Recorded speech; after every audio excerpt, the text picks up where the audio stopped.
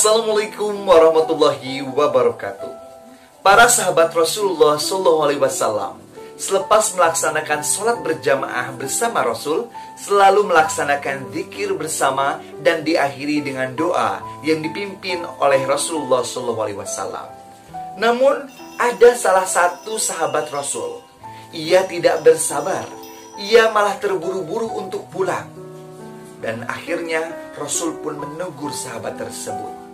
Dan ternyata setelah ditanya, ia mengkisahkan sebuah kisah yang membuat Rasulullah SAW bersedih dan sampai menangis. Seperti apa kisahnya dan bagaimana? Mari kita simak bersama-sama dalam Sakinah, sajian kisah Islami penuh hikmah. Jangan lupa untuk sahabat untuk like dan share videonya, serta subscribe channel Adam History. Baiklah, inilah kisah Abu Dujana. Kisahmu membuat Rasul menangis.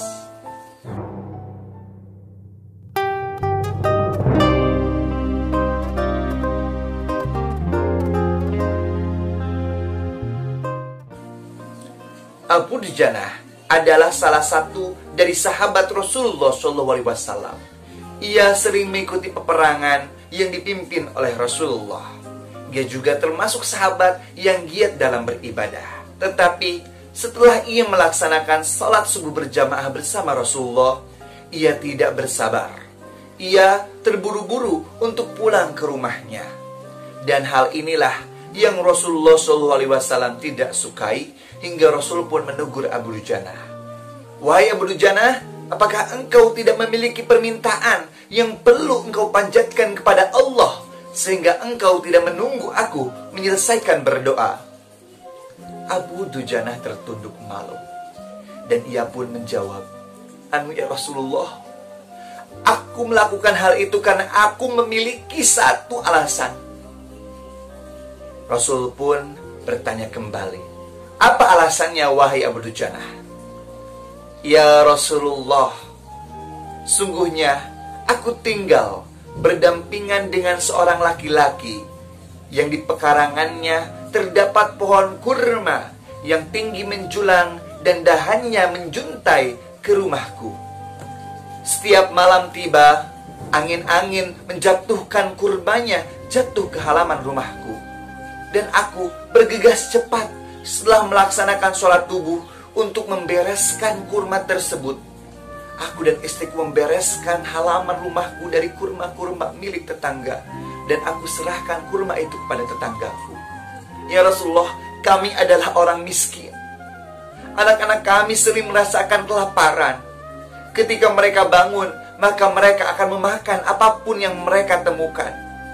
Pernah suatu hari kami terlambat untuk membereskan kurma di halaman kami, dan anak kami terbangun lalu memakan kurma yang mereka temukan di halaman rumah kami. Dengan mata kepala saya sendiri, saya melihat anak kami mengunyah kurma basah itu. Lalu aku pun bergegas menghampiri anakku, dan aku masukkan tanganku ke dalam mulutnya. Aku keluarkan segala sesuatu yang ada dalam mulutnya, dan aku pun berkata, wahai anakku, aku tidak rela tubuhmu diisi dengan barang haram walaupun sedikit. Akan aku keluarkan semuanya. Ya Rasulullah, ketika aku melakukannya, anakku menyucurkan air mata karena kelaparan. Aku pun berkata kembali, wahai anakku, kita memang orang yang hina dan miskin, tetapi jangan sampai engkau mempermalukan ayahmu ini nanti di akhirat. Mendengar kisah Abu Dujana, mata Rasulullah mulai berkaca dan meneteskan air mata. Hingga Rasul pun bertanya, wahai Abu Dujana, siapa pemilik pohon kurma itu? Lalu Abu Dujana pun menjelaskan bahwa pohon kurma itu adalah milik dari seorang munafikin. Lalu Rasulullah pun mendatangi orang munafikin tersebut, dan Rasul pun berkata, maukah engkau jual pohon kurmamu itu? Aku akan beli dengan 10 pohon kurma yang terbuat dari batu zamrud berwarna biru yang disirami dengan emas merah. Batangnya terbuat dari mutiara putih, dan di sana terdapat bidadari sebanyak bilangan buah kurma yang ada. Tetapi orang munafikin itu menjawab, "Ya Rasulullah, aku tidak pernah menjual sesuatu dengan tempo, dan aku selalu menjual segala sesuatu dengan kontan." Pada saat itu datanglah Abu Bakar. "Wahai fulan, baiklah, aku akan membeli pohon kurmamu dengan 10 kali lipat pohon kurma yang terbaik di kota ini."